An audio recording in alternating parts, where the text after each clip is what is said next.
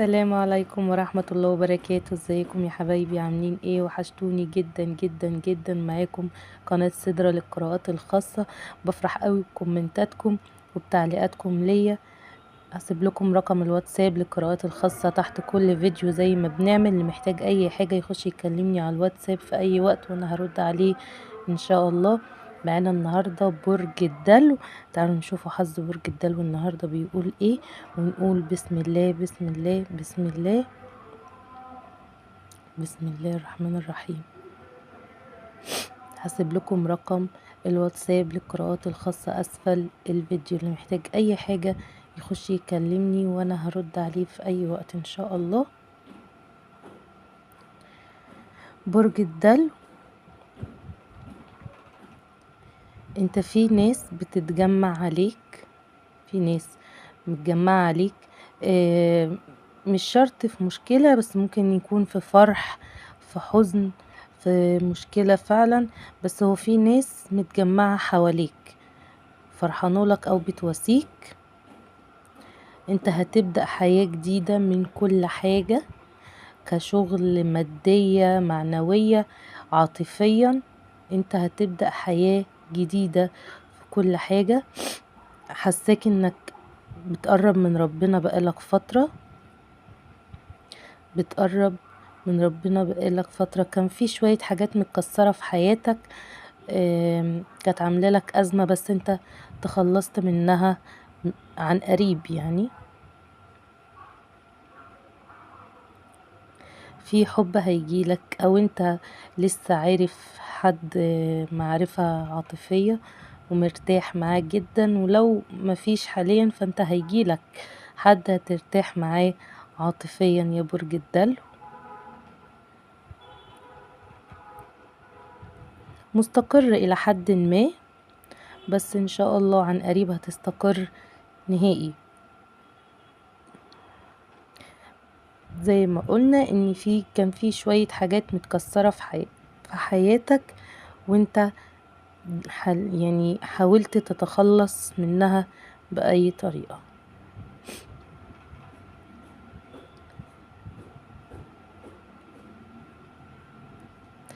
برج الدلو، كان في شخص في حياتك، كان موجود شخص في حياتك. انت ما كنتش حابب وجوده وتخلصت منه بالفعل، بس تخلصت منه بمعاناة. يعني الشخصية دي انت تخلصت منها بمعاناة. الحمد لله طريقك مفتوح من جميع الاتجاهات. يعني انت الحمد لله ما عندكش اي عواقب في حياتك. وزي ما قلنا انت حاولت تقرب بقالك فترة لربنا. ربنا يثبتك ان شاء الله يا برج الدلو. آم، كنت بتعيط بقالك فترة، كنت بتعيط بقالك فترة، بس ان شاء الله يعني نقدر نقوله ان دموعك ان شاء الله هتنزل ومش هيبقى فيه حزن تاني عن قريب ان شاء الله. مش هيبقى فيه حزن تاني عن قريب ان شاء الله يا برج الدلو. لسه في شوية شوائب في قلبك، بس ان شاء الله الشخصية اللي انت معاها او هتقابلها عن قريب ان شاء الله هتخليك متعافي نهائي من الشوائب اللي في قلبك دي. في في زي حد محتويك بجناحاته.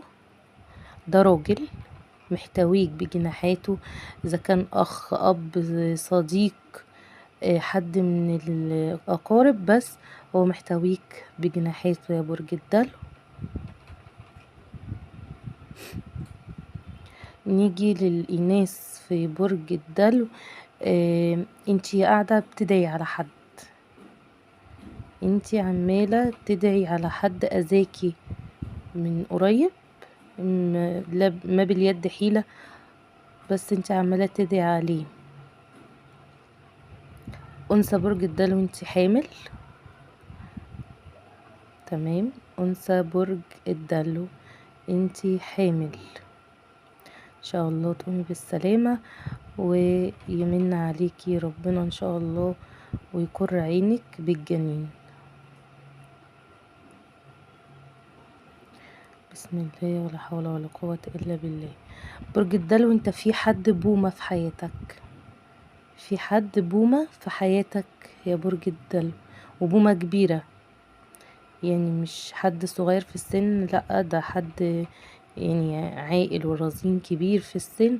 بومة اللي هي قاعدة متربصالك في حياتك، بتعمل ايه مش بتعمل ايه، بتحسدك على اي حاجة انت بتعملها يا برج الدلو. الشخصية اللي انت هتعرفها عن قريب هتاخد منك كل وقتك وكل حياتك يا برج الدلو. في حاجة هتجيلك في يوم 12/7 او 11/7. في حاجة هتجيلك في 12/7 او في يوم 11/7. انت محطوط جوه بالونة او جوه كورة شفافة. انت شايف اللي بيحصل حواليك، يعني مش مغيب عن اللي بيحصل حواليك، لا انت مدرك وشايف كمان اللي بيحصل حواليك يا برج الدلو، بس انت ساكت وعمال بتعدي، بس انت حالف لهم اذا كان اللي بيحصل ده مضايقك. برج الدلو، في قلنا ان انتي حامل والجنين ولد، والله اعلى واعلم، بس هو اللي باين قدامي يا برج الدلو ان الجنين ولد مش بنوتة. ياريت برضو لو حد من برج الدلو فعلا الكلام دوت صحيح، ياريت تكتبولي في الكومنتات البيبي نوعه ايه. هسيب لكم رقم الواتساب لقراءة الخاصة اسفل الفيديو.